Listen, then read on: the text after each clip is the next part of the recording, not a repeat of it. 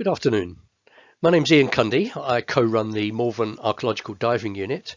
I'm a senior tutor with the NAS and their regional coordinator for Wales. This afternoon I'd just like to talk briefly about the Welsh Rec Web Research Project. This is, as it says here, the 2020 COVID-19 Volunteer Online Research Project. And the aim of this project really is to help people with an interest in maritime archaeology maintain their interest through COVID-19.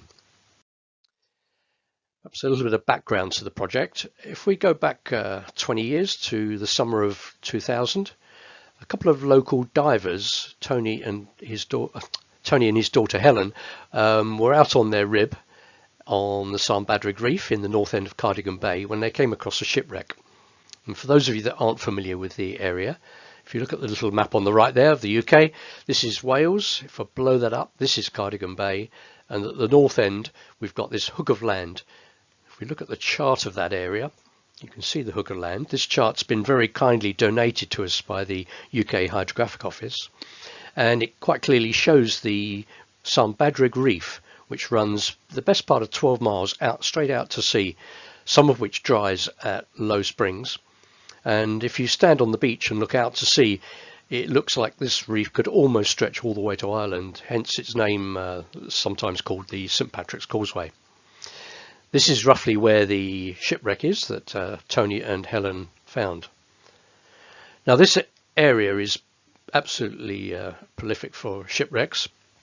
To go back to the map of the UK, the red dot there is roughly where Liverpool is, and throughout the 19th century Liverpool was one of the main, if not the main port in the UK. And through the 19th century, sailing vessels which will have come in and out of Liverpool will have come up and down through the Irish Sea, and as they were predominantly still through using sail, they could easily, either through poor navigation or storms with the prevailing southwesterlies, been blown into Cardigan Bay and finished up wrecked on either the coast or on the reef itself here. So Tony and Helen dived this site for a couple of years, and they advised Cadw. Cadw is the Welsh Assembly's heritage agency, so they advised Cadw that they thought it might be the Diamond, a fully rigged three-masted merchant ship that was lost on the reef in January 1825. And on April Fool's Day 2002, Cadw designated the site under the Protection of Wrecks Act 1973. This made it only the sixth site in Wales designated under this act, and the first to be designated under the then recently established devolved National Assembly of Wales. This poster was produced to show where the six shipwrecks are, and the Diamond one being the bottom one of those six. So following designation, Madhu were asked by Cadw if we could carry out some further investigations on the site in an attempt to confirm whether or not the vessel was actually the Diamond. So over the course of the next 8 diving seasons, we dived the site, we investigated what we could find down there, and we compared what we were seeing with the historical data relating to the Diamond. This photograph here I took of Nigel Nailing, who's a dendrochronologist, on his way to work on our site with his saw, and we recovered half a dozen samples from the main frames off this site. In the background there you can see what we think is one of the 2 water tanks that were visible at the time. Unfortunately they've now disappeared and collapsed completely. So following the work that we carried out on the site, spoiler alert here, after 8 years our conclusions were that the wreck on this site is not the Diamond. We came to this conclusion mainly through the dendrochronology that Nigel was able to derive from the samples that we recovered, and which showed that when the Diamond went down, the timbers from this site were still growing in North America. So we had achieved our objective for Cadw. But of course, this wasn't the end of the matter, because having answered Cadw's question, it obviously posed 2 additional fundamental questions for us. The first being, if it's not the Diamond, what the hell have we been diving on for 8 years, and where the hell is the Diamond? So in an attempt to answer the first of these questions, we researched the other vessels that we knew had been lost in the area, and initially our research centred on a And this map is from a book we took from a book, Shipwrecks of North Wales by Ivor Wynne-Jones. And you can see it shows this area quite clearly, hook of land and the causeway, and there's a lot of wrecks, as you can see. You'll have to take my word for this, but there's 174 wrecks shown on that chart there. So one of our project team, Sue Barker, she carried out a lot of research into the shipwrecks, and she came up with a database which initially consisted of the 174 from that map we just saw, but by the end of her research she'd actually compiled a database of 453 wrecks dating from 1590 almost up to the present day, all of which were known to have either wrecked or been involved in serious maritime incidents in the area. And then come forward 20 odd years, and we all know what happened. COVID-19 has struck with a vengeance, and people in many parts of the world have been forced to lock down and isolate themselves. So one of the many consequences of this is that diving and hands-on fieldwork, together with face-to-face training courses run by NAS, has obviously come to pretty much an abrupt halt. So NAS put out a plea at the beginning of the year for anyone who had any ideas on how to continue working with people and engaging people in maritime archaeology. So we dug out the old database from the Diamond project, and most of these wreck vessels had never been investigated in any depth. And from this, we evolved the WWW research project. So the project, as I mentioned earlier, is intended to help anyone with an interest in maritime archaeology carries out some online research from the safety of their home, investigating any of the 453 vessels on the MADU website, database rather. So people are invited to email us and register their interest, and we then send them a digital copy of the database for them to select any vessels they fancied they would like to investigate. Their names are entered against the vessel on the database, and we sent them some guidance notes on how to proceed and attempt to carry out some online investigation, and a sample report template that will hopefully make it an easy way for them to report on the research that they carried out. So once their research had come to an end, they could submit their reports, and at the end of the project, it's hoped that all the reports will be added to the Welsh Historic Record. In addition, any NAS members who submitted a report can receive credits towards future qualifications. The project was publicised on the NAS website, and in the weekly NAS Discoveries emails, we started to put some small ads in there. Each week I'd send through one of these types of pictures. These are all pictures of Welsh intertidal wreck sites, and Charlotte would very kindly paste these into the Discoveries emails with a little bit of text, and so that people knew about the project and basically what it was about. And the inquiries started to roll in. Here's a graph showing month by month from the start back in March up until today. We're not quite through November yet, obviously, but you can see the number of people that engaged and inquired about joining the project. Excuse me. So today, up to today, we've had 85 people, so up to first thing this morning, because I've already had some people this morning contact me through the conference online.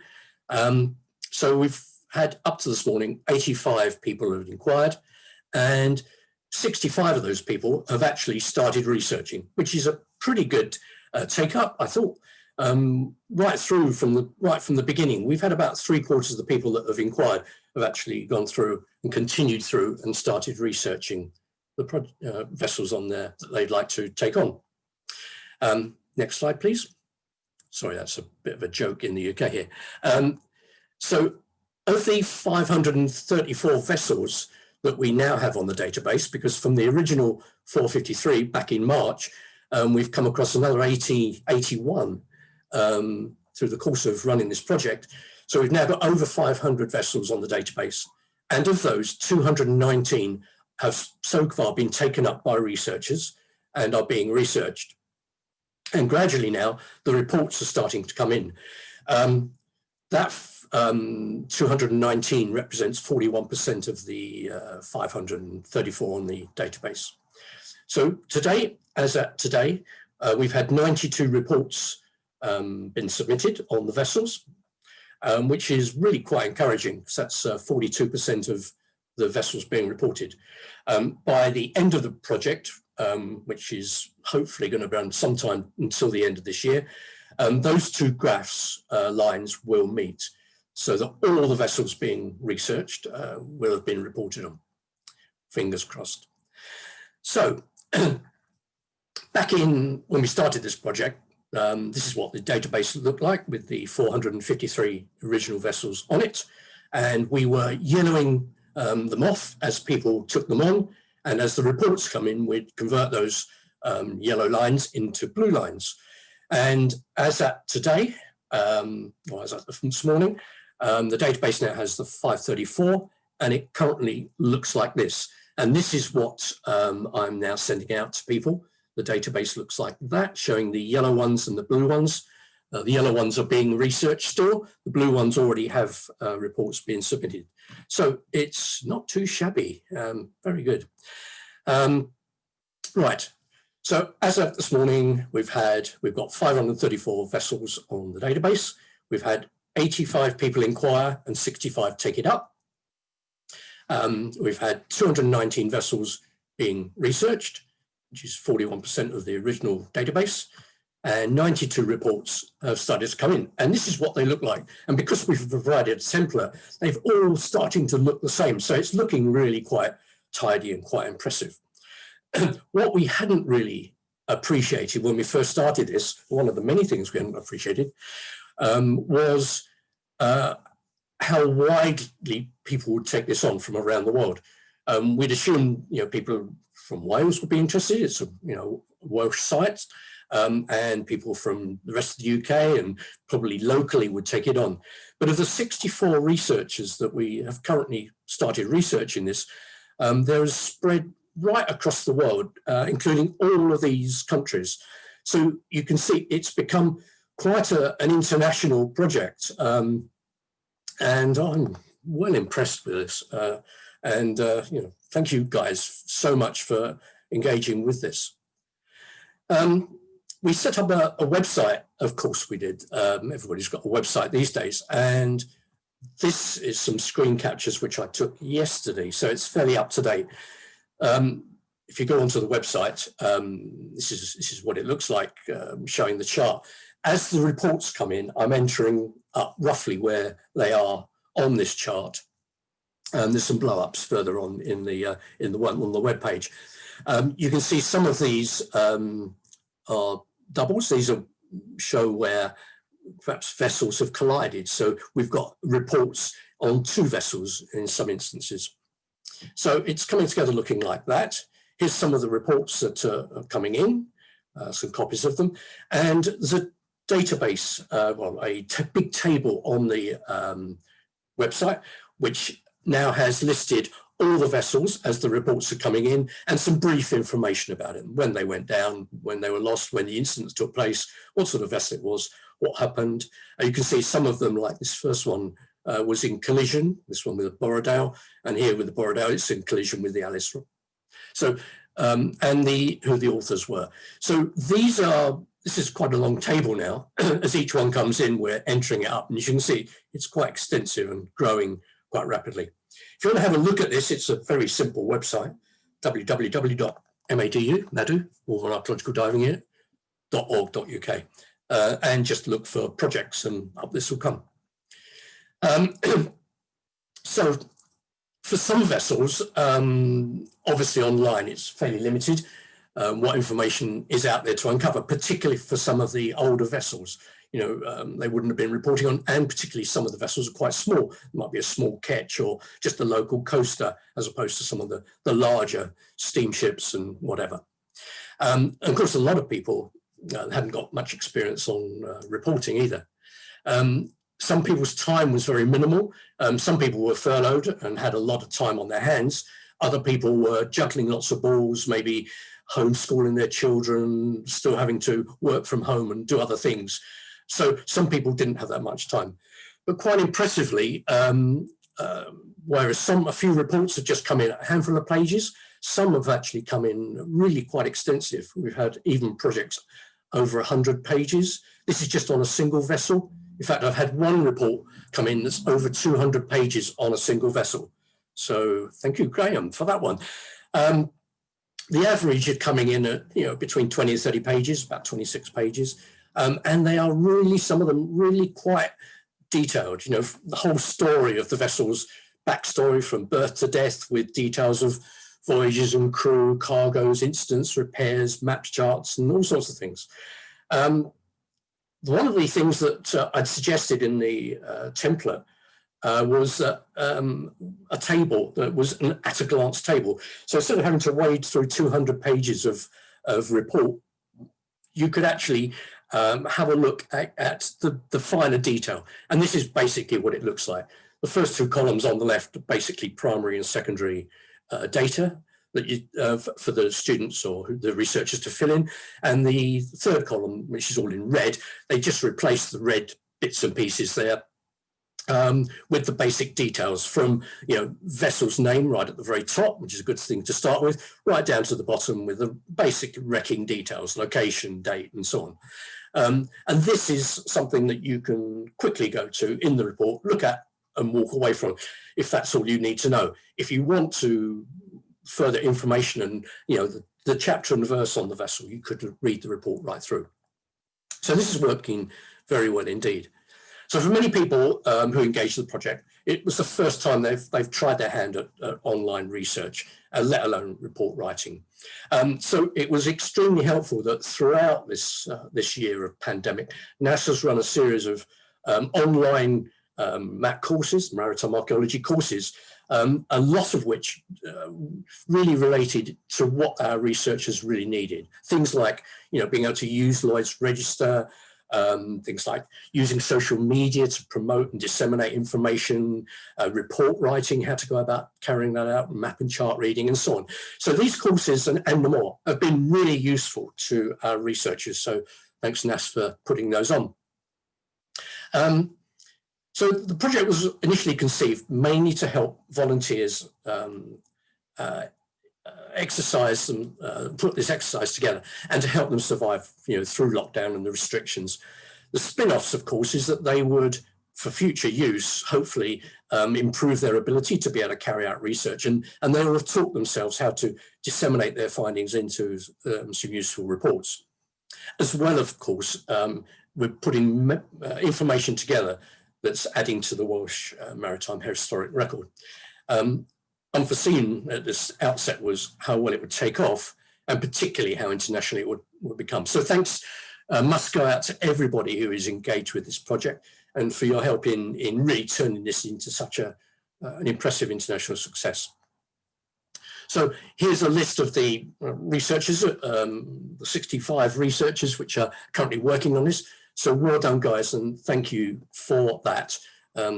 Keep those last few reports coming in. However, there are still 315 vessels on this database looking for researchers. So as the project is due to run at least until the end of this year, there is still time to get involved in this. So if you fancy trying your hand at some online investigations, send me an email. It's a very simple email address, madudiving@gmail.com. You can do this over lunch. You get a nice long break once I finish talking. So email me and say, hi Ian, heard your talk, interested in helping if we can. Send us a copy of the database, and I'll be absolutely delighted over the next few days to send you a copy of the digital copy of the database for you to have a look through. And if there's any vessels there that you would like to take up that aren't already been taken up, give us tell us what you want to do, what ones you want to choose, and I'll send you a copy of the how to get involved and a copy of the template. Alternatively, if you don't want to email me straight away, log on to the NAS website. I'm sure you've all looked at this, and either go to the bridge and follow the links to this picture here of me stood in looking at this wreck here and in North Wales. You'll find the www research project there. Alternatively, you can go to get involved. The drop-down menu will present you with an option to select projects, which you can do so. And again, follow the links to the www research project, and it'll tell you a bit more about it. and you can email me from there. So where's this all going to go from here? Well, at the end, what are we going to do with all this data? Well, the Royal Commission on the Ancient and Historic Monuments of Wales, which is the major archive repository of all historical monuments in Wales, both terrestrial and maritime, they're interested in the project and potentially adding what we're producing, these reports, and adding them into the Welsh Maritime Archive particularly. I'd just like to give a plug here for a website. It's called Coughlin. All my researchers on this project now will be well familiar with Coughlin, but it's not that well known outside of the small community of people that are engaged in archaeology in Wales. This website contains, as you can read there, of all the Welsh terrestrial and maritime heritage sites. And the website is, again, quite a short site, www.coughlin.gov.uk. If you click on that website, this is what you're presented with. It's the front page, and it's got a find box. So if you type in there, this is obviously the diamond that started all this project off back in the beginning of the noughties. We typed that in, 18 years ago, and clicked on the icon on there, and up will come every Welsh terrestrial maritime heritage site with that word in its name. Fortunately, it's not that common. In fact, there's only 7 sites on the Coughlin site with the word diamond in it, of which 3 of them are wrecks, which doesn't take long to whiz through and find that the 3rd one there was actually the wreck we were looking at. And if you click on that and open it up, you can see you get a map of the north part of Cardigan Bay, indication of where the wreck is, and a little bit of description of what the Coughlin knew and what the Royal Commission knew at that point about this particular wreck. So that's the website. It's a bit of a plug for it. It's actually undergoing currently a little bit of an update on the maritime front. They are adding not just some references at the bottom of the of this page here, which you would have seen where they gain their information from, but they're actually putting some live links straight to things like Lloyd's Register, to survey reports, to ships' plans and things like that, so that instead of then having to go elsewhere to try and find the website or whatever, or look up the information in other ways, you can go straight to the link. So it's a very useful site, and I highly recommend that. The other thing that's happening potentially next year, which we're hoping, is that NAS isn't the only organisation that runs an annual underwater archaeology conference. DEGWA also runs an annual conference, and next year its conference is on safety in the waterways. And obviously the WWW research project, with so many wrecks that are either sunk or been involved in maritime incidents in a small bay, top end of Cardigan Bay there, it's very relevant. So one of our researchers from Bulgaria, Dr. Histrov, and myself, we are hoping that DEGWA will accept a paper that we would like to run a joint paper on this particular project next May.